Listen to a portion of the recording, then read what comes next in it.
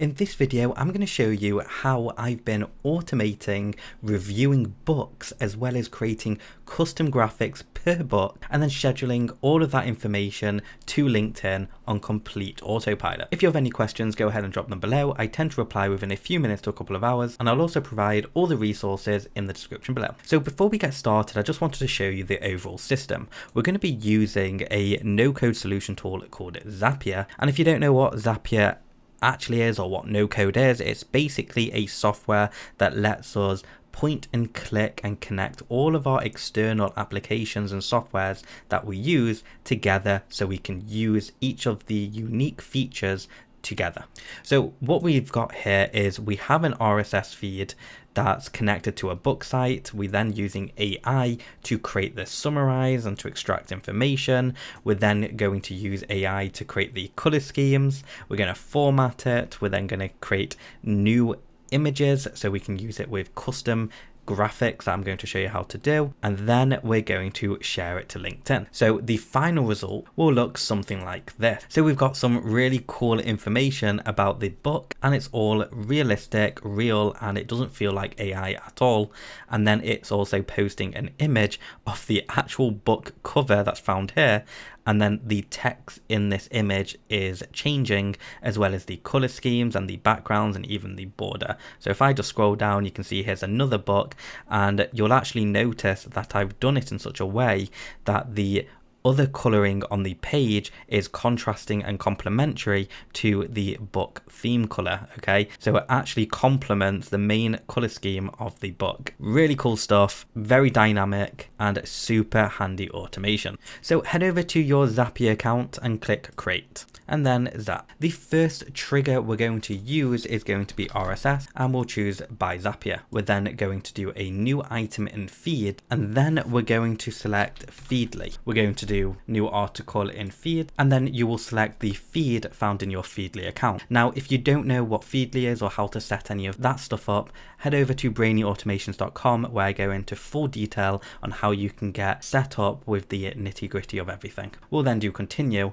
and test trigger. It's now produced a book for us, and we can choose any one of these books. We're going to go ahead and choose this one, which is Career Forward Strategies from Women Who've Made It. And if we just have a look at the image, this is the image that it's taken for us. Next, we're going to choose an action, and we're going to type in ChatGPT. For the event, we're going to say conversation. And for this user message, you're going to want to add in a prompt that's asking AI to summarize the book. So I'm going to add in my prompt here, and then we're going to be putting in title and description. And for the title, we're going to select from step 1 the article title or the book title, and then for the description we'll do content, no HTML. Now, depending on the RSS feed that you're using will dictate what these fields are, but basically we want our prompt that's going to summarize what the book's about, and then we want to give the AI the title of the book and the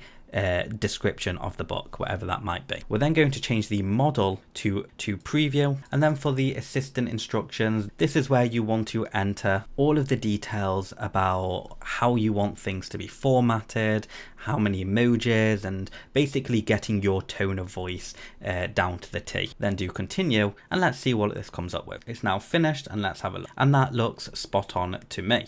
It's even included the hashtags for us. So I'm just going to rename this and say summarize. Next, we're going to add another step, and we're going to type in ChatGPT. The event will be conversation. And in this section, we want to add in another prompt, which is going to be based on the contents of the cover picture. We're actually going to be running the cover picture of the book through AI, and we're going to be asking it things like what the color scheme of the book is, what's the title of the book, and we're going to format it a certain way. For the model, we're going to select vision, and then where it says image, we're going to go to step 1, and we're going to add the image URL. Then we're going to do continue and test it. So if we were just reviewing this in theory, it should give us some information like it's a white background, it's got black text, and if it can, it will even give us the font, maybe some shades of blue in there. So let's just have a look at all it's given us. So it's not been able to read the font type, which is absolutely okay.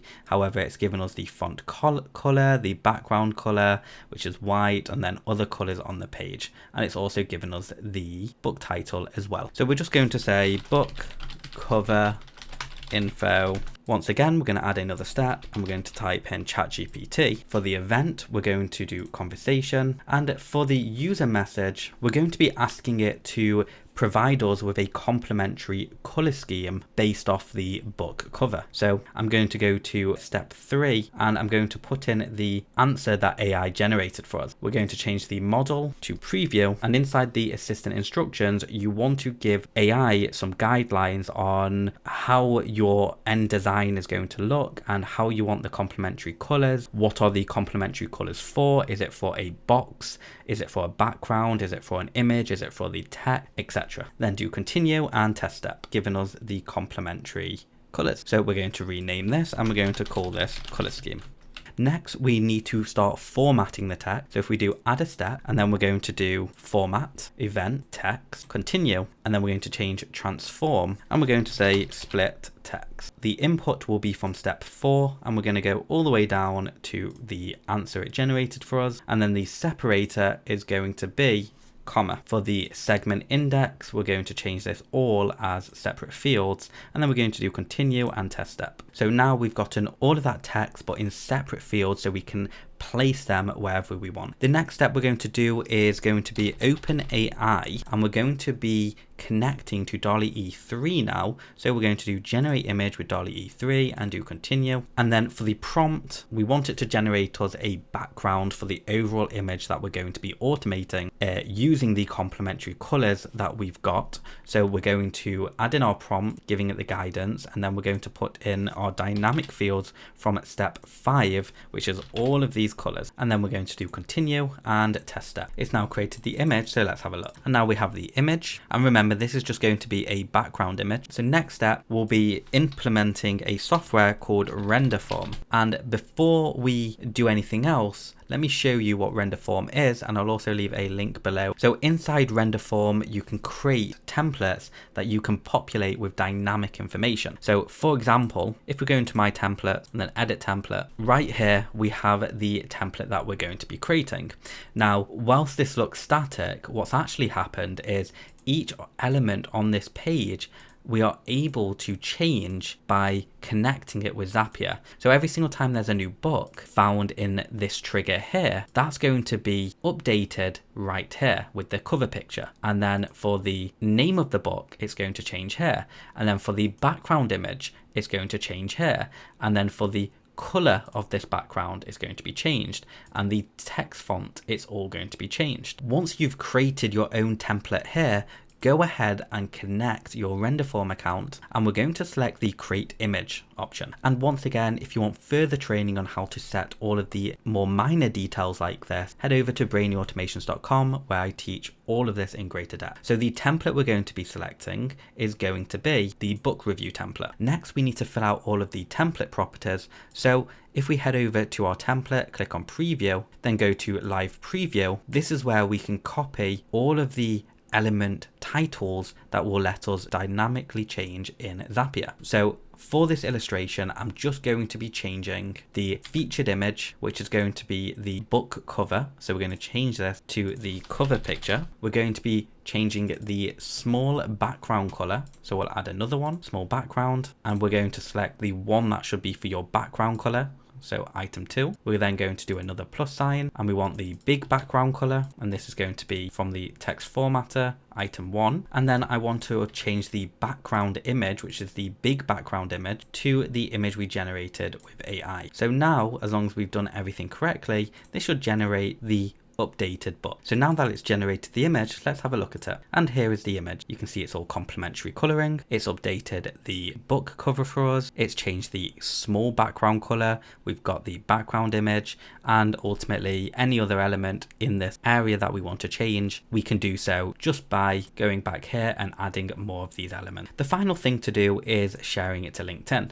Another step, and type in LinkedIn. We're going to choose an event, and for this one will be create a share update right, and we're going to do continue. And for the comment, we're going to take what we created in step 2 of that summary, and that will be the main bulk of the text. And then we're going to jump down to the content image URL, and we're going to take it from step 7. And then for the content URL, when you're sharing LinkedIn posts through automation, you actually need to add a URL. I tend to put my website there. And now we'll do continue. And this is actually connected to my main LinkedIn account. But if we head over to LinkedIn, you can see the post in the exact same format is right here, and we've got the image right here. Once again, if you'd like all of these prompts and more detailed training on how to do the minor details of this automation, head over to brainyautomations.com. Thank you so much for watching, and I'll see you in the next video.